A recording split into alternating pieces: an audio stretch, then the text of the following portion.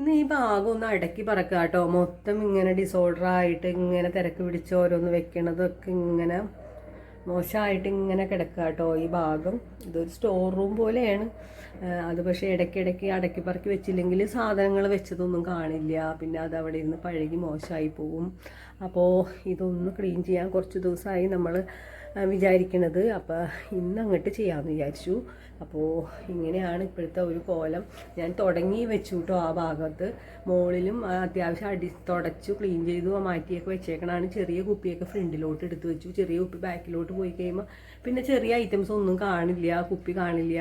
അപ്പോൾ നമ്മുടെ മല്ലിപ്പൊടി മുളക് പൊടിയൊക്കെ ആയിട്ടോ ഈ പൊടിച്ച് വെച്ചേക്കണത്. അപ്പോൾ അതൊക്കെ നമുക്കത് കാണാൻ പറ്റുമല്ലോ, അതൊക്കെ ബാക്കിലോട്ട് വെച്ചു. മഞ്ഞപ്പൊടി ഉണ്ട് നമുക്ക്, അതും ഒക്കെ എടുത്ത് മുകളിൽ വെച്ചു കേട്ടോ വലിയ ടിന്നൊക്കെ. പിന്നെ ചെറിയ ടിന്നൊക്കെ അതേ ഫ്രണ്ടിൽ കാണുന്ന രീതിയിൽ വെച്ചു. ഇനി ഇങ്ങോട്ട് ഒക്കെ ക്ലീൻ ചെയ്യാനുണ്ട്. അപ്പോൾ അതൊക്കെ ഒന്നും അടക്കിപ്പറക്കി ക്ലീൻ ചെയ്യണം. ഇതൊക്കെ ഇങ്ങനെ സൈഡിലൊക്കെ ഇരിക്കുകയാണ്. ഈ ഒരു ടി വി സ്റ്റാൻഡ് പോലത്തെ ഒരു സംഭവം കേട്ടോ പഴയത്. അപ്പോൾ അത് ഞാൻ അങ്ങോട്ട് നീക്കി വെച്ചതാണ്. അപ്പോൾ അതിൻ്റെ ഉപയോഗം മുഴുവൻ എനിക്ക് കിട്ടണില്ല. അപ്പോൾ അതിനേക്ക് ഇങ്ങോട്ട് മാറ്റി വെക്കണം. അപ്പോൾ നമുക്ക് പണി തുടങ്ങാം. നല്ല വെയിലായിരുന്നു കേട്ടോ ഇത്ര നേരം. നമുക്ക് കുറേ നേരം നല്ല സൗകര്യങ്ങളൊക്കെ കിട്ടി. വെയിലത്തുള്ള പണികളൊക്കെ ചെയ്തു. കുറച്ച് വേസ്റ്റൊക്കെ കത്തിക്കാനുണ്ടായി, അതൊക്കെ കത്തിച്ചു. പിന്നെ നമ്മുടെ മുറ്റമൊക്കെ ക്ലീൻ ചെയ്തിട്ടു. കുറേ തുണിയൊക്കെ നമുക്ക് ഉണങ്ങി കിട്ടി. പിന്നെ ഒക്കെ എടുത്തേ മുകളിലോട്ട് കയറ്റി വെച്ചു കേട്ടോ. ഇനിയിപ്പോൾ മഴ വന്നു കഴിഞ്ഞാൽ നമുക്ക് ഓടി പഠിച്ച് ചെയ്യാൻ പറ്റില്ല. പിന്നെ കുറേ ടിന്നുകളൊക്കെ കഴുകാനുണ്ടായി. എല്ലാ ടിന്നും കഴുകി ഉണക്കി ഇത് കണ്ടോ അതൊക്കെ അങ്ങനെ കഴിഞ്ഞു. കുറച്ച് കടല മോശമായിട്ടുണ്ടായി, അതൊക്കെ നമ്മൾ ഉണക്കിയൊക്കെ എടുത്ത് വെച്ചു കേട്ടോ. ഇനിയിപ്പോൾ ഇതൊക്കെ എടുത്ത് പാൻ ചേർത്ത് വെക്കണം. കുറേ ടിന്നുകളൊക്കെ കഴുകാൻ പറ്റി, തുണികളൊക്കെ നമ്മൾ ഉണക്കി കിട്ടി. ഒരു സന്തോഷം. ഇനിയിപ്പോൾ കുറേ അടക്കി പറക്കലായിരുന്നു ഇന്നത്തെ പണി. അപ്പോൾ ഇപ്പം നല്ല ക്ലീനായിട്ട് കിടക്കുക കേട്ടോ. ഇനി ഒരു മഴയും കാറ്റും കൂടി വന്നു കഴിഞ്ഞാൽ നമ്മുടെ പത്തലിൻ്റെ ഇലയൊക്കെ മുറ്റത്തായിരിക്കും. അപ്പം നമുക്ക് ആകെ ദേഷ്യം വരും കേട്ടോ. ഇനിയിപ്പോൾ അത് വെട്ടിക്കളഞ്ഞാൽ എനിക്ക് ഈ മുറ്റടിക്കണതിലൊരു തൃപ്തി ഉണ്ടാവുള്ളൂ. അപ്പോൾ ഇനി അടുത്ത പണിയിലോട്ട് കിടക്കാം. ഇടയ്ക്ക് ദീപൻ ഇവിടെ ഇങ്ങനെ കാര്യം അന്വേഷിച്ച് നടക്കലാട്ടോ. ഇവനെ കെട്ടിയിടാത്തതുകൊണ്ട് ഇപ്പോൾ വലിയ പണിയാണ്. ഡോറ് തുറന്ന് അപ്പം അകത്ത് കയറുകയാണ്. പുറത്തോട്ട് പോടെ കുട്ടപ്പാ, നീ ഇവിടെയും മൂത്രം വെച്ചിട്ടാ കാണില്ല. പോ പുറത്തോട്ട് പോയിക്കോളൂ. അപ്പോൾ നമ്മൾ ഈ ഷെൽഫ് നമ്മൾ ക്ലീൻ ചെയ്തു കേട്ടോ. ഷെൽഫിൽ നിന്ന് എല്ലാം എടുത്ത് മാറ്റി. ആവശ്യമില്ലാത്ത കുറേ ടിന്നുകളൊക്കെ ഇരിപ്പുണ്ടായി, അതൊക്കെ എടുത്ത് മാറ്റി. പിന്നെ നമുക്ക് കുറച്ച് മോശമായ കടലയൊക്കെ ഉണ്ടായി, അതൊക്കെ നമ്മളെടുത്ത് പശുവിൻ്റെ പാത്രത്തിലൊക്കെ ഇട്ടു. അങ്ങനെ നമ്മുടെ ഈ ഷെൽഫ് അത്യാവശ്യം നല്ല ക്ലീനായി. നമുക്ക് ഈ ഷെൽഫിലുണ്ടായ കുറേ ടിന്നുകളൊക്കെ എടുത്ത് കഴുകിയൊക്കെ വെച്ചു കേട്ടോ. ടിന്നുകളൊക്കെ കാണിച്ചു തരാം. അപ്പം ഇന്നത്തെ പണികൾ ഇതൊക്കെയായിരുന്നു. നാളെ ക്ലാസ്സില്ലാത്തതിൻ്റെയൊക്കെ സന്തോഷം കേട്ടോ ഒരാളുടെ. അല്ലേ, ഉറപ്പില്ലേ? അല്ല മാറ്റാം ചിലപ്പോ അല്ലേ? അങ്ങനെ പറ്റൂലേ? കണ്ണമോന്റെ സന്തോഷമാണെങ്കിൽ ഇന്ന് സ്പെഷ്യൽ ക്ലാസ് ഇല്ല, അതിന്റെ സന്തോഷമല്ലേ കണ്ണമോനെ? പക്ഷെ വേറൊരു സങ്കടം, ഇന്നിപ്പോ പ്രത്യേകിച്ചൊന്നും കഴിക്കാനില്ല, വയറിറച്ചി. പക്ഷേ അപ്പൊ വന്ന വഴിക്ക് ക്രീം ബണ്ണ് വാങ്ങിച്ചു. അതൊരു പാക്കറ്റ് അകത്താക്കിട്ടോ. ഒന്നുമില്ല എന്നല്ലേ, ഒരു പാക്കറ്റ് എന്ന് പറഞ്ഞാൽ ഒന്നുമില്ല. വയറ് നിറച്ച് കഴിക്കാൻ വേണം. അപ്പോൾ ഞാൻ വന്ന വഴിക്ക് ഷാള വാങ്ങിച്ചിട്ട് വന്നിട്ടുണ്ട്. അപ്പോൾ അത് നന്നാക്കാൻ പോവാണ്. അപ്പം നമ്മളിന്ന് ഇതേ ടിന്നുകളൊക്കെ കഴുകി ഉണക്കി കുറേ ടിന്നുകളും ഒക്കെ ഉണ്ടായിട്ടോ. ഇനിയിപ്പോൾ നമ്മുടെ അരി ഇനി പൊടിച്ചൊക്കെ നിറച്ച് വെക്കാനുണ്ട്. ഗോതമ്പ് പൊടിച്ച് വെക്കണം. അപ്പം അതിനൊക്കെ വേണ്ടിയിട്ട് നമ്മുടെ ടിന്നൊക്കെ കഴുകി വെച്ചു. പാല് വേണം കൊച്ചിന്, കുറച്ച് പാല് പാല് കറന്നു കൊടുക്കാനോ പറയണേ. അപ്പോൾ പാല് കറന്നു. അപ്പോൾ പശുവിനൊന്ന് കയറ്റി മക്കളെ. അപ്പോൾ പാല് കറക്കാം. ആരോ റൂട്ട് ബിസ്ക്കറ്റ് വാങ്ങിച്ചിട്ടുണ്ട്.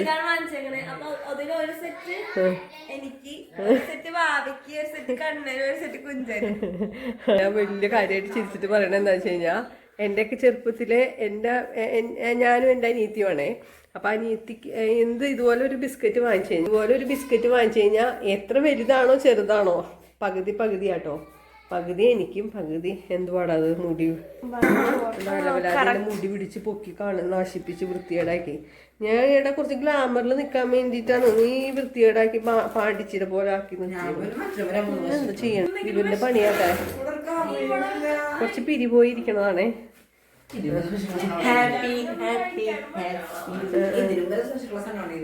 അതെ. അപ്പൊ ക്രീം ബണ്ണേഴ്സ് ഞാനാണോ നീയാണോ? അതിലെന്തുണ്ടോ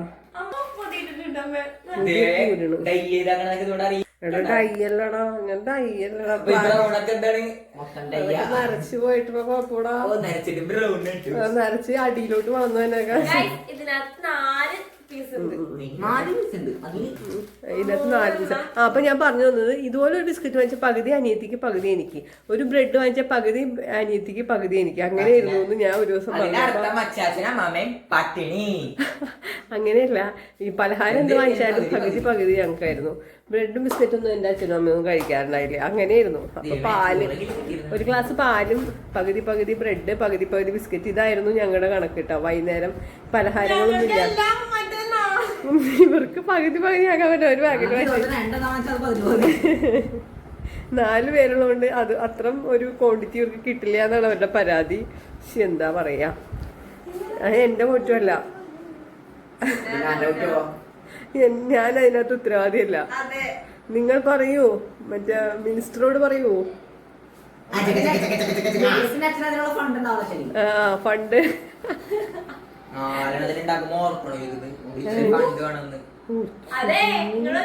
ഇത്ര മാത്രം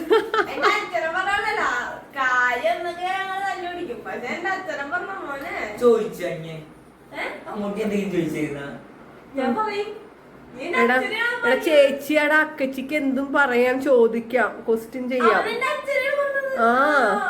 നീ എന്താടാ ഒരു മര്യാദ ഇല്ലാതെ സംസാരിക്കണേ?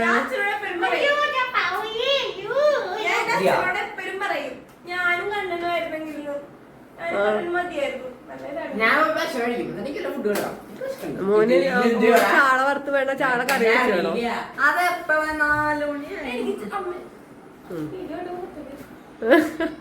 കാടിയും ചക്കക്കുരും കൂടി കറി വെച്ച് തിരിപ്പുണ്ട്. ചെറുപയർ ഒലത്തിയത് ഇരിപ്പുണ്ട്, കാണിച്ചു കൊടുക്കട്ടെ കേട്ടോ. മീനോ ചിക്കനോ അല്ലെങ്കിൽ മീറ്റ് ഐറ്റംസോ അല്ലെങ്കിൽ അങ്ങനെയുള്ള ഐറ്റംസ് ഉണ്ടെങ്കിൽ അതൊക്കെ സന്തോഷമാവുള്ളൂ. അപ്പൊ എന്താ ചെയ്യാ, ഞാനിപ്പോ മഞ്ഞ വഴി ചാള വാങ്ങിച്ചിട്ട് വന്നിട്ടുണ്ടെങ്കിൽ ഇപ്പൊ വറുത്ത് കൊടുക്കാം. എന്താണ്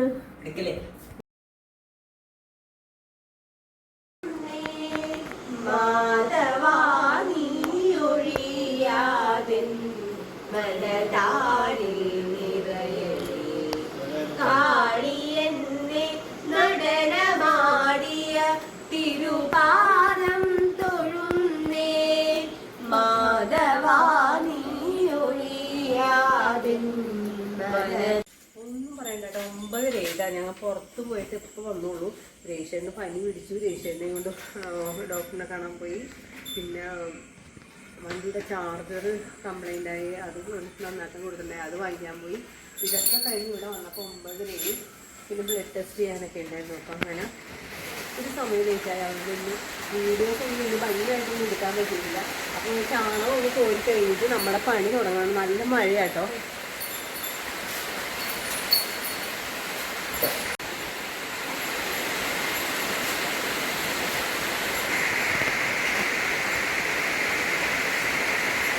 നമുക്ക് പാത്രങ്ങളൊന്നും എടുത്ത് മാറ്റിയിട്ടുണ്ടായില്ല, ചാണകമൊക്കെ ഒന്നും കൂടിയിട്ടുണ്ടായില്ല, ഒന്നും കേൾക്കാൻ പറ്റില്ല, മഴയാട്ടോ. എൻ്റെ ബ്ലഡ് ടെസ്റ്റ് ചെയ്തു കണ്ട കഴിഞ്ഞ വീക്ക്.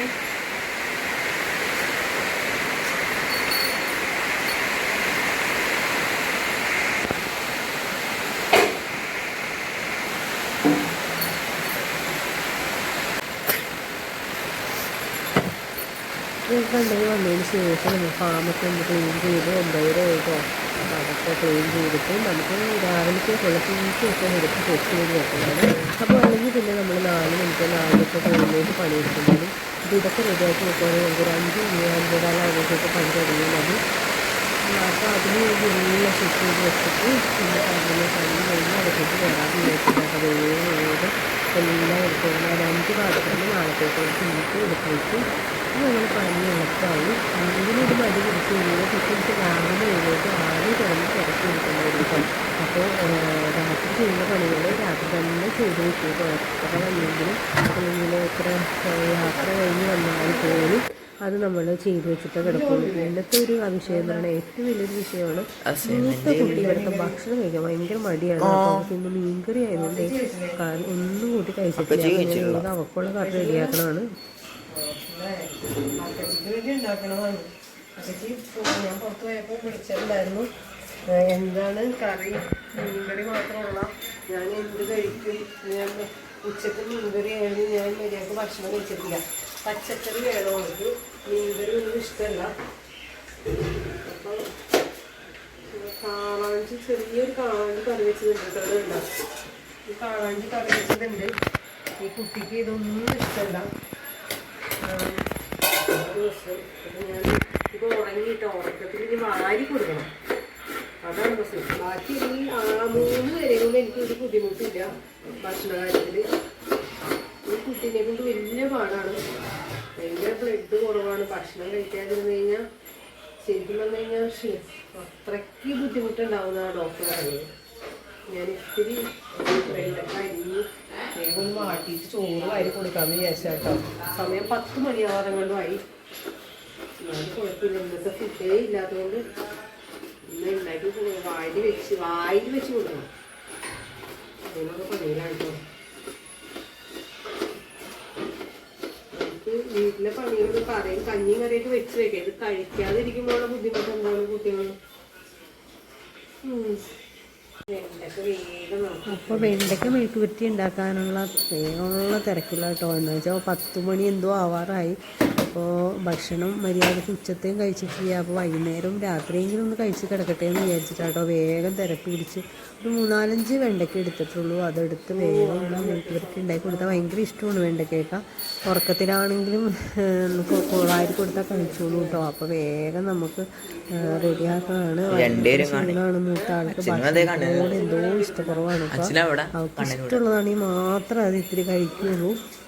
അപ്പോൾ അതുകൊണ്ട് ഇനിയിപ്പോൾ ഞാനാണെങ്കിൽ വൈകുന്നേരം പോയതാണ് ഡോക്ടറെ കാണാൻ. ഹോമിയോ ഡോക്ടർ ജയിച്ചേട്ടൻ്റെ പനി, നല്ല പനിയാണ്. അപ്പോൾ ഡോക്ടറെ കാണാൻ പോയി. കുറച്ച് ലേറ്റായി. ബ്ലഡ് ടെസ്റ്റൊക്കെ ചെയ്ത് കഴിഞ്ഞ് പിന്നെ അവിടെ പേഷ്യൻസും ഉണ്ടായിരുന്നു. അപ്പോൾ അതൊക്കെ കഴിഞ്ഞ് വന്ന് പിന്നെ ഒരു ചാർജറും നന്നാക്കാൻ കൊടുത്തില്ല.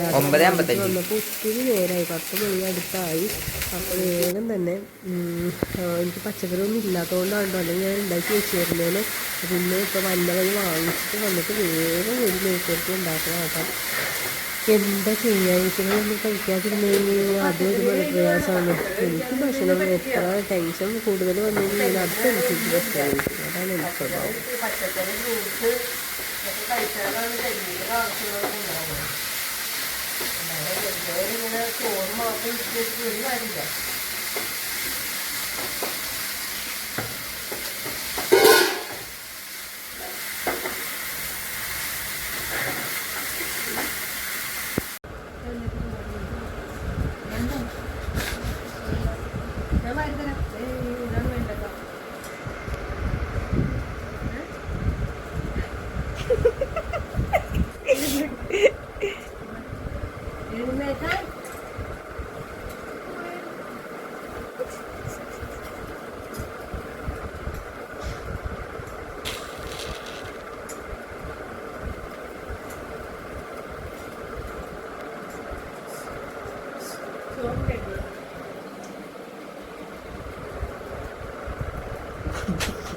ਵਧੀਆ ਵੇ